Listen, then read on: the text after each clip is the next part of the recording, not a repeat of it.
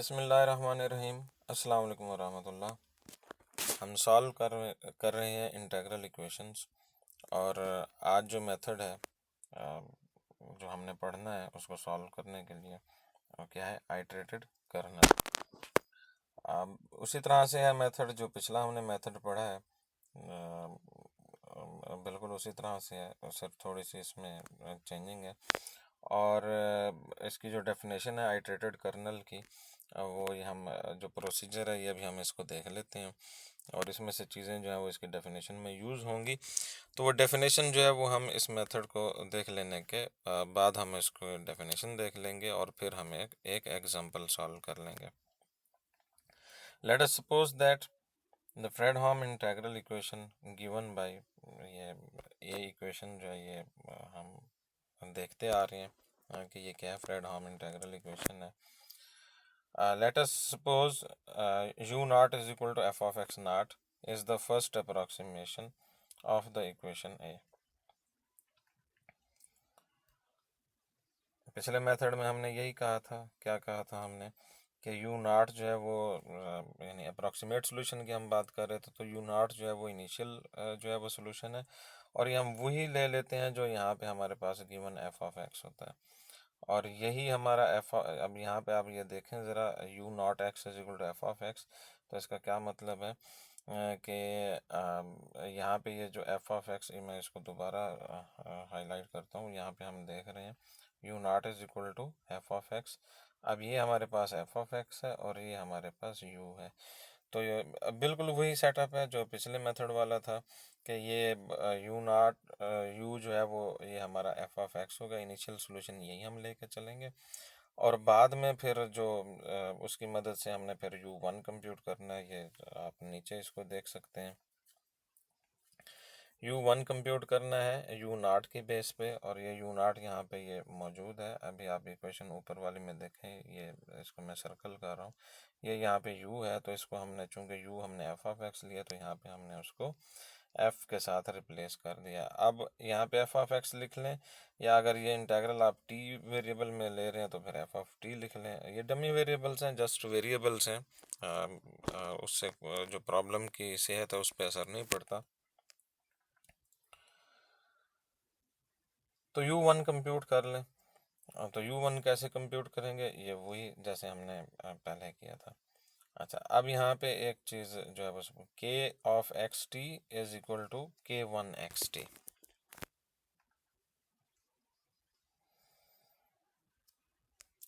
No u1 of x is equal to, अब ये जो इक्वेशन ऊपर जो u1 वाली है, इसमें ये जो k ऑफ x, मैं इसको सर्कल कर रहा हूँ, ये k1 x है। इसको जगह पे जो है वो k ऑफ एक्स टी है, इसको आप क्या लिख देंगे, k1 एक्स टी। यानी ये जो अभी हमने ये सपोज किया है, ये वाला k is equal to k1, तो ये यहाँ पे k की जगह पे k1 के साथ आप रिप्लेस कर दें, तो आपके पास जो है वो नीचे वाली जो है वो इक्वेशन ये वाली आपके सामने आ रही है। यानी k को k1 के साथ रिप्लेस कर दिया। अब आपका ये u1 है, u1 ये लेफ्ट हैंड साइड है और ये राइट हैंड साइड पे आपका ये u1 कंप्यूट हो गया। अब ये u1 जो कंप्यूट हो गया है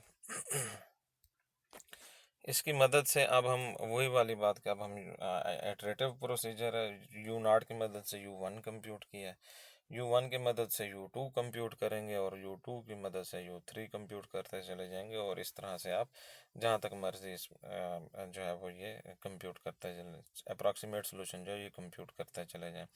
अब u2 this is equal to f of x, this is equal to ये u2 की जो वो है डेफिनेशन ये आ गई। और यहाँ पे क्या होना चाहिए था, ये जो मैं सर्कल ये लगा रहा हूँ, अगर आप ये डेफिनेशन जो है वो u वाली देखें, u1 वाली, तो यहाँ पे क्या होना चाहिए था, यहाँ पे u1 होना चाहिए था। अब यहाँ पे u1 अगर होना चाहिए था तो उसने क्या किया, ये जो इससे बिल्कुल पिछली इक्वेशन है यहाँ से u1 उठाया है और इस जगह पे पुट कर दिया। ये जो मैंने सर्कल आउट किया है, u1 यहाँ से उठाया है, मतलब u1 की वैल्यू जो ये राइट हैंड साइड पे दी जा रही है, जो अभी मैं सर्कल कर रहा हूँ, इसको उठा के और उसने क्या किया है, जो U1, अब आप ये देख सकते हैं कि ये ऊपर वाला ये जो भी सर्कल मैंने बनाया है और ये जो नीचे वाला सर्कल बनाया है, ये क्या है, ये सेम है। फ़र्क सिर्फ ये है कि चूंकि ये इंटेग्रल जो है वो टी की शक्ल में है, तो लिहाजा ये सारा जो है वो अब x और t जो है वो सिर्फ किस में तब्दील हो जाएगा, t में तब्दील हो जाएगा। अच्छा, अब उसकी एक्सप्लेनेशन जो है ये साइड पे दी भी जा रही है। इसने क्या कहा है कि replace x by T, x को जो है वो टी के साथ रिप्लेस कर दें, और साथ ही जो है प्लस, प्लस का मतलब यूँ समझ लें कि एंड के लिए ये प्लस लगाया है उन्होंने। क्या लिखा है, टी को जो है वो टी नॉट के साथ रिप्लेस कर दें। तो इस इक्वेशन में जो है वो आप ये देखेंगे कि जब आप ये वाली वैल्यू U1 की वैल्यू यहाँ से उठा के यहाँ नीचे पुट कर रहे हैं, तो एक्स की जगह पे जो है वो टी पुट कर देना है, और टी की जगह पे जो है वो जहाँ जहाँ टी है वहाँ वहाँ T1 पुट कर देना। तो ये एक्सप्लेन भी किया कि ये दीज आर डमी वेरिएबल्स, मतलब इनसे कोई फ़र्क नहीं पड़ता, आप इनको रिप्लेस कर सकते हैं। अब यहाँ पे ये इंटेग्रल जो है वो अंदर ब्रैकेट के अंदर, मतलब इस इंटेग्रल को अंदर डिस्ट्रीब्यूट कर दें, अप्लाई कर दें, तो क्या होगा, एक दफ़ा एफ ऑफ टी के साथ इंटेग्रल आ जाएगा, ये वाली टर्म बन जाएगी। फिर ये इंटेग्रल जो है वो दूसरी जो टर्म है, ये अंदर जो इंटेग्रल इसके साथ मिलेगी, तो ये आपके पास जो है ये दूसरे वाली टर्म जनरेट हो जाएगी। ये सिंप्लीफिकेशन है, आपने इसको सिंप्लीफाई कर लेना है। कोई इसमें जो है वो प्रॉब्लम नहीं है।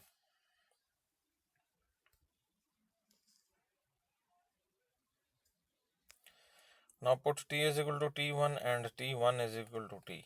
जहाँ जहाँ t है वहाँ पे T1 पुट कर दें, और जहाँ जहाँ T1 है वहाँ पे t पुट कर दें इन द लास्ट टर्म, आखिरी वाली टर्म में।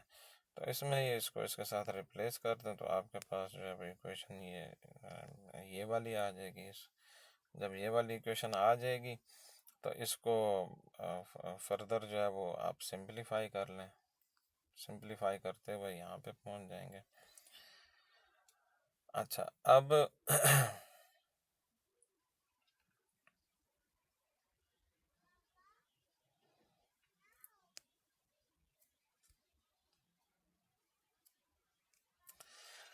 अब यहाँ पे ये आपके पास है K1 एक्स T1, और यहाँ पे है K1 T1 T, और साथ में यानी ये डबल इंटीग्रल है ना, दो इंटीग्रल है, एक जो है वो वेरिएबल T1 के लिहाज से है और दूसरा जो है वो किस लिहाज से है, वेरिएबल T के लिहाज से है।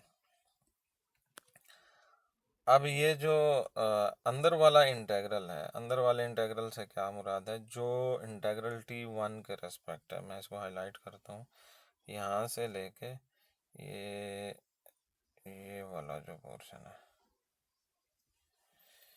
यानी इंटेग्रल, ये मैं इसको जो कुछ ये इस डब्बे के अंदर मौजूद है ये इसमें मैं पढ़ता हूँ, इंटेग्रल ए से बी और K1 x T1 into K1 T1 T F of T D T, ये जो कुछ डब्बे के अंदर F of T D T one, ये डी टी वन, ये जो कुछ डब्बे के अंदर मौजूद है, इसका नाम जो है वो K2 रख दें, इसका नाम K2 रख दें। तो आपके पास जो है वो बाकी क्या मतलब अगली लाइन पे अगर हम यहाँ से आना चाहेंगे तो क्या बनेगा, यहाँ पे आएगा लेमडस के ये मैं लिख देता हूँ step term by term, F of x की जगह पे एफ ऑफ एक्स, लेमडा की जगह पे लेमडा, और ये जो इंटेग्रल है ये एज इट इज़ आ गया, लेमडा स्क्वायर अपनी जगह पे मौजूद है, ये बाहर वाला इंटेग्रल ये अपनी जगह पे मौजूद है, और ये जो डब्बे के अंदर जो कुछ मैंने लिखा था उसको मैंने K2 का नाम दे दिया। आगे देखें ये K2 लिखा हुआ आ गया है, K2 F of T D T, और डी टी वो वही वाला जो लास्ट वाला, यानी कहने का क्या मतलब है, कहने का ये मतलब है कि जो कुछ इस इंटेग्रल के अंदर मौजूद है उस सारे को जो है वो आपने K2 का नाम दे देना है। सिर्फ एक चीज़ वो करनी है कि ये जो एफ ऑफ टी है चूंकि ये डी टी मतलब टी का फंक्शन है, टी वन का फंक्शन नहीं है, तो इस एफ ऑफ टी को जो है ये बाहर निकाला जा सकता है, यानी इसको डी टी से पहले लिख दें। तो अब आप यहाँ पे देख सकते हैं, तो क्या होगा कि लैम्डा स्क्वायर की जगह पे लैम्डा स्क्वायर है, और ये के वन और के वन और डी टी वन, ये अब आप इसको देखें, ये नीचे मैंने वेयर जहाँ पे ये लिखा हुआ आ रहा है, ये यहाँ पे हाईलाइट हो रहा है कि के टू की वैल्यू ये है। तो ये कैसे बनेगी? ये वैसे ही बनेगी जैसे मैं बता रहा हूँ कि इस पूरी टर्म में से एफ टी को जो है वो एफ ऑफ टी को जो है वो इस पहले इंटीग्रल से बाहर निकाल लें, तो जो कुछ अंदर बचेगा वो उसको आप के टू का नाम दे दें। So this is equal to K two F of T D T, और यहाँ पे उसने फिर एक्सप्लेन कर दिया कि के टू जो है ये किसके इक्वल है। ये उसने भी लिख दिया है, मैंने भी बता दिया, सादा सी बात है। कागज़ कलम उठा के बैठना है, कागज़ कलम के साथ ही जो है वो ये चीज़ क्लियर होगी। उसके बाद ऑन द सेम लाइंस ये यू थ्री कंप्यूट हो जाएगा। यू थ्री उसी तरह से कि जो डेफिनेशन है कि यू थ्री सोल्यूशन कंप्यूट करना है, तो आपके पास यहाँ पे जो है वो यू टू सोल्यूशन जो है ये पुट होता है। तो यू टू अभी आपने ऊपर कंप्यूट कर लिया, और यू टू की वैल्यू उसने यहाँ पे पुट कर दिया और उसको सिंप्लीफाई किया जैसे पहले किया है, पिछले स्टेप पे बिल्कुल उसी तरह से है। तो इसको जो है वो सिंप्लीफाई करते हुए यू थ्री को जो है वो पहुंचा है स्टेप्स करता हुआ ये यहाँ तक।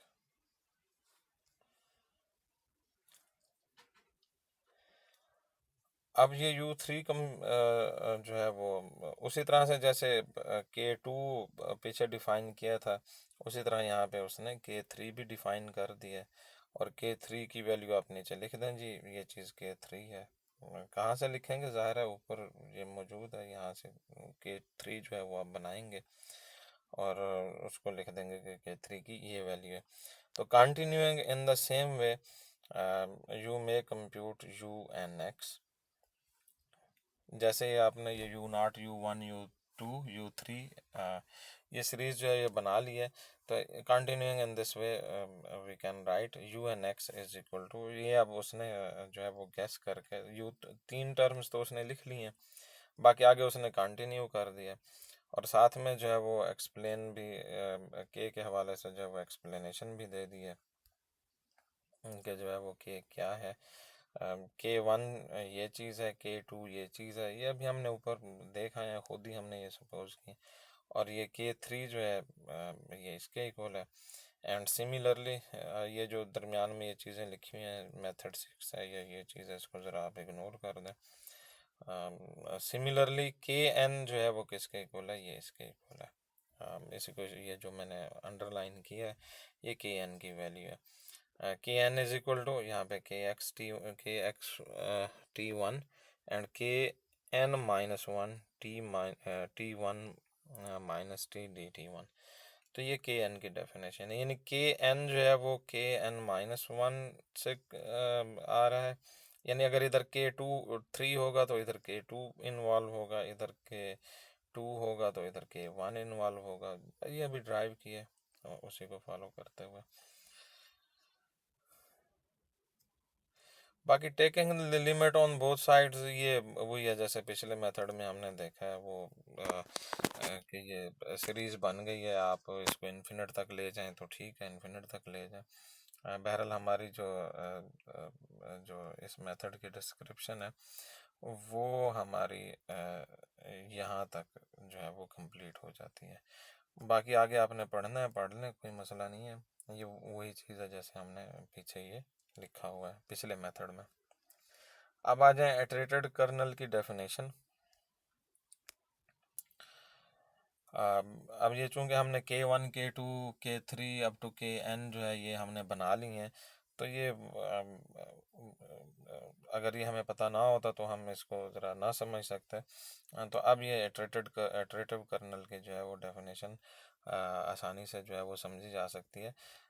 The kernel defined by K1 x is equal to K1 x t is equal to K x t and फर यानी एक कंडीशन ये है कि ये चीज़ होनी चाहिए, और दूसरी ये है कि के एन एक्स, यानी K1 की जो डेफिनेशन है वो ये वाली है, इसको मैं सर्कल कर रहा हूँ। जो K1 है वो इस तरह से है, और उसके बाद वाले जो K हैं यानी K2 K3 K4 K5 up to Kn, वो आपके इस नीचे वाली इक्वेशन से बनेंगे। Is called the iterative kernel, इसको हम आइटरेटिव कर्नल कहते हैं। अब आपने इसमें से n की जगह पे 2 पुट कर दें और इधर n की जगह पे 1 पुट कर दें, तो आपके पास जो है वो K2 की वैल्यू आ जाएगी। K1 की वैल्यू यहाँ से, K2 की value n is equal to इस पूरी इक्वेशन में 2 पुट कर दें तो K2 निकल आएगा, n की जगह पे 3 पुट कर दें तो K3 निकल आ जाएगा। तो अब इसको हम क्या कहते हैं, आइटरेटिव कर्नल। अब एक एग्जांपल सॉल्व कर लेते हैं। सॉल्व द सोल्यूशन में वो कोई नहीं है, सादा सा इंटेग्रल है।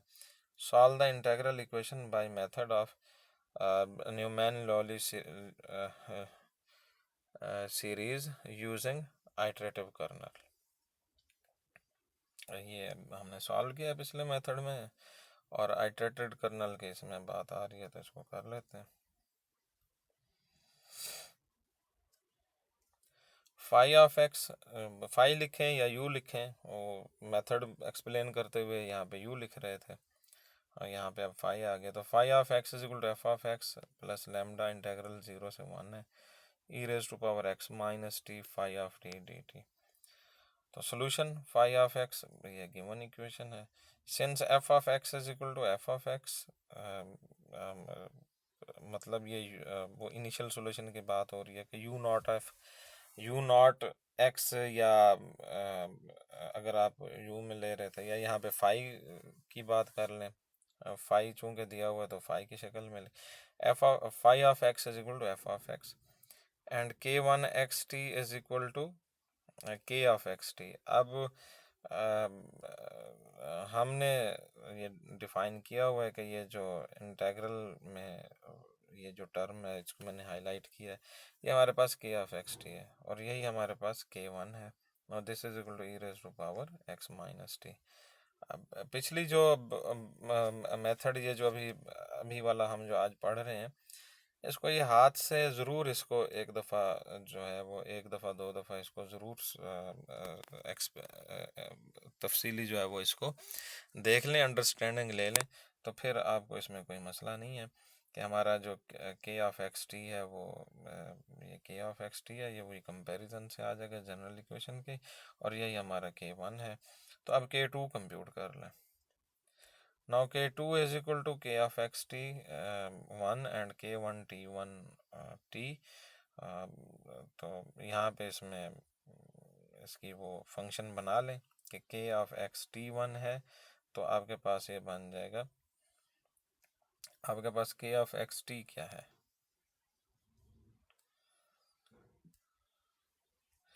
आपके पास K of x t है e raise to power x minus T. अगर यहाँ पे t1 पुट कर देंगे तो यहाँ पे t1 पुट कर देंगे, और अगर ये जो दूसरे वाला कर्नल है यहाँ पे क्या है, x की जगह पे t1 पुट कर दिया, तो दूसरा ये वाला जब आप वो करने लगेंगे तो x की जगह पे t1 रहने देंगे और t वाले की जगह पे t रहने देंगे। तो जब ये वैल्यूज़ इसमें आएंगे तो अब आप देखें कि K ऑफ एक्स t1 ये बन गया है, t की जगह पे t1 पुट किया हुआ है, और दूसरे वाला जो है उसमें क्या है, x की जगह पे t1 पुट किया हुआ है। मतलब ये मैनिपुलेशन है, जो चीज़ चाहिए वो यहाँ से बना लें और इसमें पुट कर दें। अगेन वही कि कागज़ पेंसिल साथ हो आपके, तो फिर ही जो है ये अब इसको इकट्ठा कर लें। आपको पता है कि दो चीज़ों का प्रोडक्ट है, तो पावर्स जो है वो ऐड हो जाएंगी, पावर ऐड हो जाएंगी, तो टी इसको सिंप्लीफाई करेंगे तो E raise to power X minus T रह जाएगा। डी टी वन के लिहाज से इंटीग्रेट कर रहे हैं, टी वन के लिहाज से इंटीग्रेट कर रहे हैं। जब टी वन के लिहाज से इंटीग्रेट कर रहे हैं तो इसका मतलब ये है कि इस टर्म में टी वन नहीं है, तो ये कांस्टेंट है, ये इंटीग्रल से बाहर चली जाएगी। ये इंटीग्रल से बाहर चली जाएगी तो ये यहाँ पे रही, और अंदर जो है वो इन सिर्फ जो है यहाँ पे वन, जब ये इंटीग्रल से बाहर चला गया तो यहाँ पे सिर्फ वन बन जाएगा। तो वन का इंटीग्रल जो है टी वन के लिहाज से क्या हो जाएगा, टी वन हो जाएगा। इसमें अपर लिमिट डालें, लोअर लिमिट डालें। अपर लिमिट वन है, लोअर ज़ीरो है, तो वन माइनस ज़ीरो, तो जो बचेगा हमारे पास वो होगा E raise to power X minus T. On the same lines K three compute करें, और वो जो सीरीज़ बनी है उसमें इसको पुट कर दें, और ये पुट करके इसको सिंपलीफाई करें, ये आपका काम है। सिंपलीफाई करने के बाद आप यहाँ पे पहुँचेंगे। ये ज्योमेट्रिक सीरीज़ बन रही है, वन इसकी पहली टर्म है और लैम्डा इसका कॉमन रेशो है, तो उसको जो है वो बंद कर दिया सीरीज़ को वन माइनस लैम्डा की पावर माइनस वन में।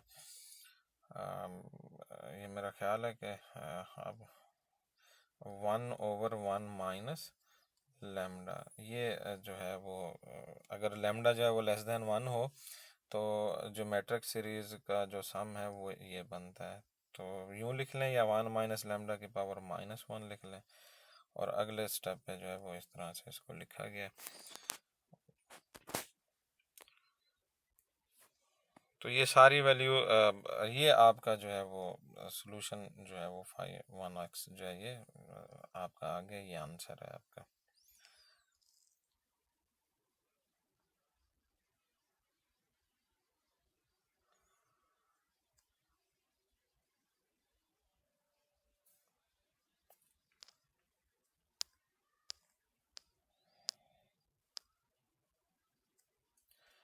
उसके बाद अगली एग्जांपल है, ये आप खुद सॉल्व करेंगे, वही का वही चीज़ें हैं सारी। सिर्फ यह कि वो एफ ऑफ एक्स की शक्ल में फंक्शन दिया हुआ था, ये जी ऑफ एस की शक्ल में है, यानी एफ की जगह पे जी आ गया है और एक्स की जगह पे एस आ गया है। बाकी वही है।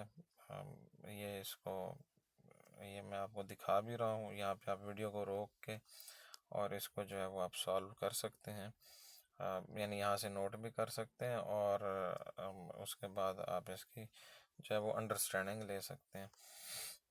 एक क्वेश्चन ये कर लें, और एक क्वेश्चन जो है वो आगे मैं आपको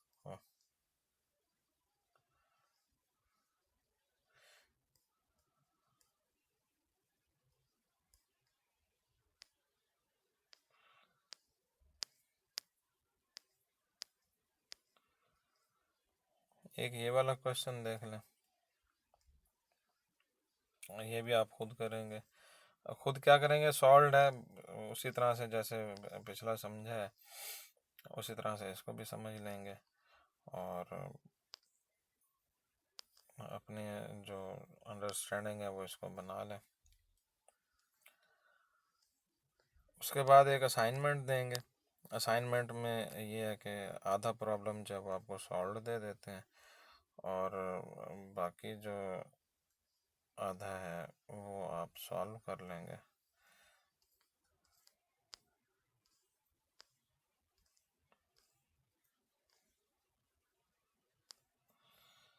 हाँ, ये वाला एक एग्जांपल है, G of S S is equal to F of S plus lambda. तो इसमें वही है कि के वन आपको पता है कि जो इंटीग्रल में ये दिया होगा ये हमारा के वन है।